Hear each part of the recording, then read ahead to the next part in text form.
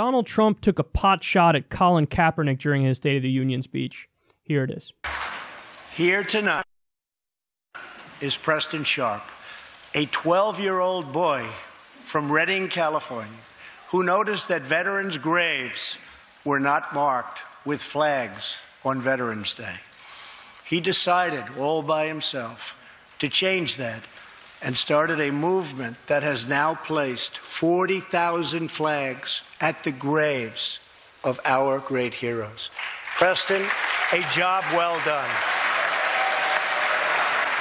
Preston's reverence for those who have served our nation reminds us of why we salute our flag, why we put our hands on our hearts for the Pledge of Allegiance, and why we proudly stand for the national anthem. That really got under my skin. Because you know what I'm sick of? I'm sick of straw manning. I'm sick of people pretending that a debate is not about the issue that it's really about. So Colin Kaepernick and all the NFL players taking a knee could not be more clear. They've said it a million times. This is about police brutality. This is about injustice. This is about a criminal justice system that's fucked up. Now, listen, I'm not saying you have to agree with their opinion on those issues. I'm not saying that at all.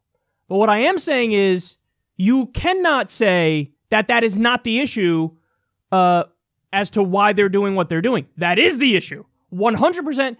That's not up in the air. That's not a matter of opinion. It's not a question. It doesn't matter if you want to take that and pivot and change the debate. You're simply wrong if you want to do that. You could say, okay, it's about police brutality and an unjust and a criminal justice system that's, rife with injustice. You could look at that issue and go, I disagree with Colin Kaepernick. I disagree with everybody taking a knee. Fine. But you can't say it's not about that. What Donald Trump just did is a straw man. He pretended like, oh my God, they're not respecting our flag, which means they hate America and they hate our troops. That is such a cheap shot because that's not what this is about. This is not about the troops. This is not about whether or not you love America. Many brilliant men have said dissent is the highest form of patriotism. If you love something, you critique it to try to improve it. If your kid is smoking crack and sucking dick behind a dumpster at an Arby's, maybe you intervene and say, listen, we're going to try to get you some help because we love you. The kid can respond and say, you're critiquing me, therefore you hate me. But they're wrong. Just like when you say, you're kneeling for the flag, for the national anthem, you hate America.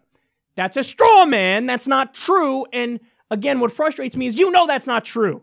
And if you don't know that's not true, you're the dumbest fucking person. It's amazing how dumb you are. I can't believe you fucking know how to tie your shoes and go about your day because you would have to be just record-breaking dumb to not understand that. So either you're a liar or you're the dumbest person on the planet. It's an open question with Donald Trump, I admit. But stop pretending like the debate is not what the debate's about. The debate is about police brutality and the criminal justice system. When you say, no, he hates the troops or hates America, you're just fucking wrong. You're just wrong. You want to disagree with him on police brutality and the criminal justice system? Fine. Disagree with him on that. But they're not doing that. What they're doing is they're saying you hate America. Fucking straw manning assholes. And then the next thing that pissed me off is the very next comment he made. You didn't see it there, but he goes on to say it in the very next comment. He talks about the Constitution. So he goes on to, the Constitution, that's what's so important, and we believe in our Constitution. So let me get this straight. You just finished smearing a man for exercising his First Amendment rights. Nonviolent, peaceful protest.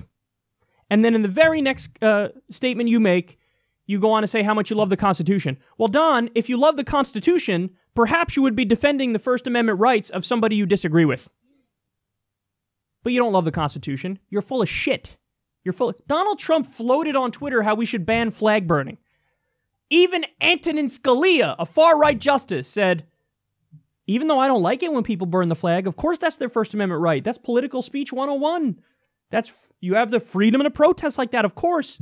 Donald Trump is so dumb and myopic, he didn't even get that. We should ban flag burning. Trump tried to sue Bill Maher over a joke. This is a guy who believes in free speech and free expression in the First Amendment. Please, he's a social injustice warrior. He's the right-wing PC police. So, the people don't point out that contradiction, that all the right-wingers who scream about college kids who need their safe space and they're triggered by microaggressions and they're snowflakes, none of them point out that, like, right-wing NFL fans shit their depends when somebody does a nonviolent, peaceful protest against police brutality. And by the way, if you despise that and you want Kaepernick fired, which they do, and no team picked him up, well, then what can they do? So obviously, if there's violent protest, you're against it. If there's like riots or something, you're against it because it's property damage. And by the way, on that, I agree with you. I don't agree with violent protests, whether it's property damage or damage against other people. I don't agree with that. But if they can't do violent protest and they can't do peaceful protest, then what you're saying is you can't protest at all. Sit down and fucking take it. Oh, we have a criminal justice system that locks up thousands and thousands of non-violent drug offenders.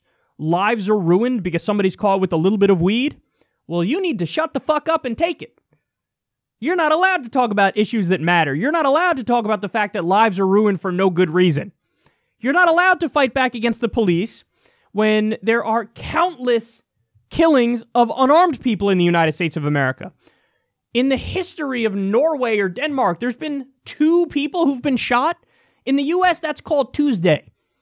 But you're not allowed to speak up and disagree with that because we have declared that. Donald Trump has declared that. Right-wingers have declared that. And if you dare speak up against it, we're going to smear you and we're going to say you hate America and you hate our troops. So it's just frustrating because there's no way you can resist against police brutality. There's no way you can resist against the drug war and a criminal justice system that's unjust. You can't fight back against that without them smearing you and changing the conversation. So, it's amazing because you'll always see that too when there's an actual riot happening, right-wingers will say, why can't you just peacefully protest? I mean, Martin Luther King peacefully protested and we agree with Martin Luther King. That's what they'll say now. But then here we go. Colin Kaepernick's peacefully protesting.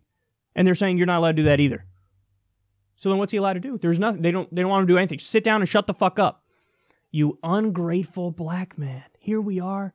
You were getting paid maybe millions of dollars, and you have the nerve to care about people with no power and no money who are getting screwed by the system? Tisk, tisk. Time to end your career. And then time to smear you in the State of the Union address, and then in the very next sentence, bring up how much I love the Constitution unironically.